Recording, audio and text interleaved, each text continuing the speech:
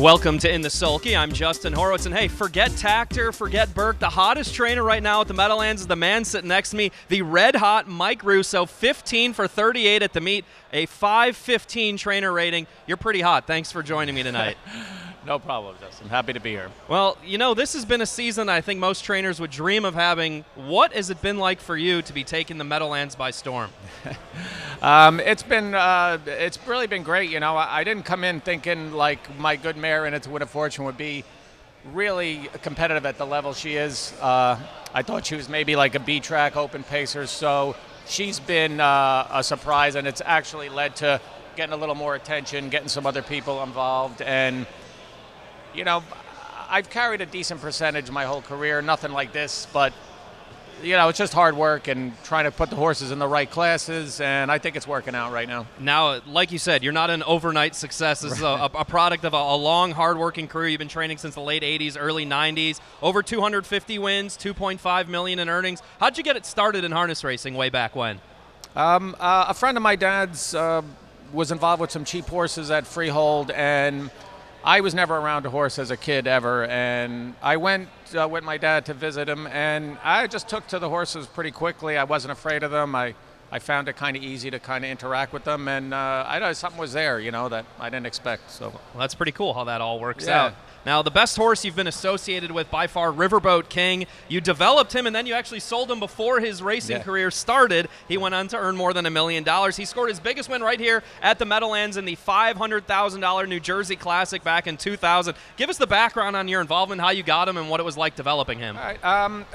An owner of mine, Jerry Bauman, we picked out some horses at the New Jersey Classic sale, the Fall Classic, and he was one of them, and we got him for $10,000, I'm pretty sure is the number. And he was actually a dream to break. I literally never took a bad step. I never came in off the track scratching my head like I had to worry about doing something to him. He was just 100% automatic from day one. And there was just a really good opportunity. We had no money into the horse, and we trained him. I think at 57, Steve Elliott came over to Gateway to go at last trip with him. And it was a pretty easy deal to make. Everyone won. And, you know, you never want a horse to make that kind of money that you don't have. But, you know, honestly, I sold about 5 other ones after that for about 100 and over 100. So it all worked out, you know. When you sell a horse like that and you go on to see the career he had, do you ever allow yourself to have regrets or say, what if you would have trained him all the way, or you can't do that? No, I never would. Any horse that leaves my barn, I don't, like, forget about, but I'm beyond not interested in them once they leave my barn. I mean, the horse could have been better for me, or he could have been worse, or he could have been the same, or he could have had bad luck. So it's not in my, that's not the way I think about horses. Now, you're a guy, you've been around, you know, quite a while, but you've never had a barn full of stakes horses and a lot of horses, but you've still been able to grind away year after year. What's kind of the secret to being able to survive in this business for so long when you don't have a barn full of stakes horses? It's not easy. You know, the business is rough. The expenses are high, and I came up with some like good horsemen, you know, so I kind of came up old school, so I have a good background with old school, and then I'm young enough to get involved with some new techniques. And a guy told me early on in my training career, the entry box is your biggest friend. And what he meant was, I don't even have entry boxes anymore, but you got to put a horse in the right class so you can make money. And I've kind of stuck to that. And other than that, honestly, it's hard work, and you know, you have to have some ability to read a horse, and I think I'm good at that. Now, you're involved in the claiming game, but obviously you've also had success developing young horses. It's a totally different ball game between the claimers and you know, babies. Do you have an area of the game that you prefer, one versus the other? I do prefer young horses. I've developed a really nice stakes mare called Freezer Cash. Very nice trotter, just a little spice. I won like 30 races and a few $100,000. I've had a handful of minor stakes horses, but, you know, they come from nothing, so it's a lot to see them get to where they can get. And there's a reason for every horse not to be great. You know, like, why is this horse not as good as Captain Treacherous or someone like that? But they all have limited, you know, potential, and then injuries or whatnot. So it does me good to see, like, my work pay off at the end of the week. That's one of the things about this business that I like. Good or bad, I learn something about every horse after they race. So Now, the stable star right now for you mentioned earlier, In It to Win a Fortune. 2 weeks ago, we saw her in her usual self where she just refuses to lose. She held off Radar Contact in the Open here, and Radar Contact went on to win the Betsy Ross. Yeah, where I should have been. 49-4 here. We saw In It to Win a Fortune win. So you got her in the middle of her 3-year-old season. What's been the secret with developing her from, I think she was a Delaware sired type horse, and now here she is winning the Fillies and Mares Open over stakes horses at the Meadowlands? I can't say that I predicted this level of success for her, but I really love the filly. She's a complete professional, and as much as I thought her speed would do her better on a smaller track, she actually carries it better on the big track than she does on a smaller track. She's got a fierce determination to win races, and she has really good tactical speed, as you know.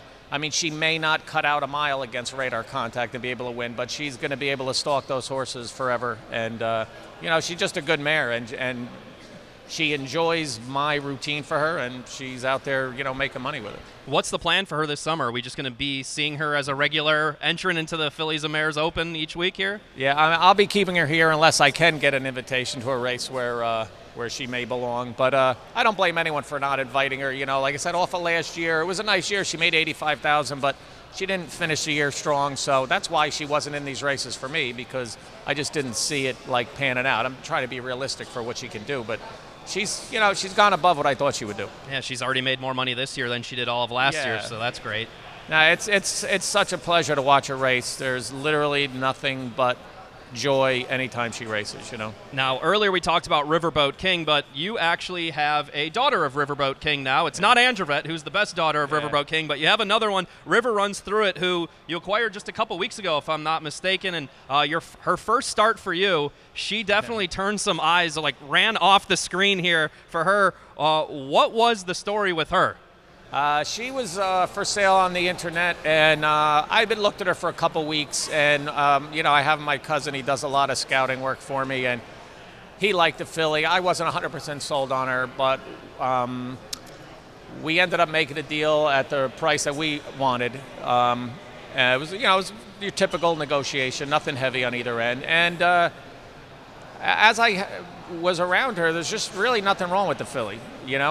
She's just a good filly. She's sound, and I just put her out on the track. She had 8 wins and $50,000 when I bought her. She wasn't a come from nowhere horse, so it was a little surprising to win at 50. Admittedly, but she just did it, and I expect her to be very good tonight. Do you have any other horses, Riverboat King progeny, that you've had success with? Yeah, I have a horse called Solid Queen, and I actually trained Riverboat King, and I trained her mother in Solid her whole career. She was a Maryland Sire Stakes champ at 2 and 3, multiple Open winner as an older horse for me, and I bought her as a yearling for $5,000, and she turned out to be a nice mare. She's not an Open mare, but she's a good mare. So seeing Androvet, having my experience with Solid Queen, made me a little more interested in River Runs Through It. Interesting. Now, any good trainer needs some owners behind them to get them horses, and you talked about some of your owners before, but you might have one of the youngest, if not the youngest, owner at the Meadowlands, Nicole D Costanza. We've seen her name in the program a lot. How did she get involved? How did you get set up with her? Nicole's a sweetheart. I met her here in the paddock, and she's friends with some of my friends. And I showed her around, and she kind of took a liking to Fortune, and she used to come and hang around with In It to Win a Fortune in the paddock, and she just kept winning the more this girl hung around, so I didn't want her to go anywhere. I needed her to stay around and give Fortune some luck.